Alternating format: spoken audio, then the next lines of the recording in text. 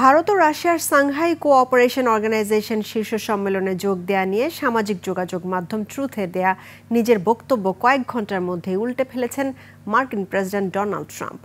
White হাউসে সাংবাদিকদের ভারত সম্পর্কে প্রশ্নে তিনি বলেন, ভারত ও নরেন্দ্র মোদি তার বন্ধু, তাদের মাঝে কোনো বৈরিতা নেই।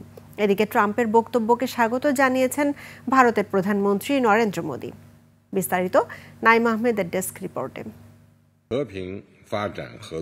চীনের তিনজিয়ানে সাংহাই কোঅপারেশন অর্গানাইজেশন শীর্ষ সম্মেলনে ভারত, রাশিয়া ও চীনের রসায়নে কিছুটা নড়েচড়ে বসেন মার্কিন প্রেসিডেন্ট ট্রাম্প।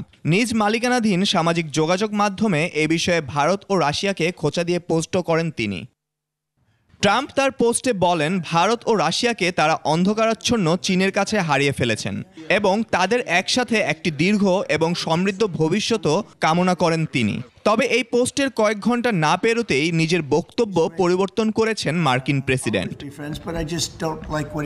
হোয়াইট হাউসে ভারত সম্পর্কে ট্রাম্পকে প্রশ্ন করেন এক সাংবাদিক। গণমাধ্যমের প্রশ্নের উত্তরে ট্রাম্প জানান, ভারত ও নরেন্দ্র মোদি তার বন্ধু। তিনি জানান, ভারত রাশিয়া থেকে তেল কেনায় ট্রাম্প প্রশাসন হতাশ, তাই চাপানো হয়েছে অতিরিক্ত শুল্ক।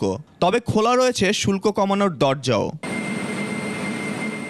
রাশিয়া থেকে তেল কেনা ও চীনের সাথে দূরত্ব কমে আসায় শঙ্কিত মার্কিন প্রশাসন।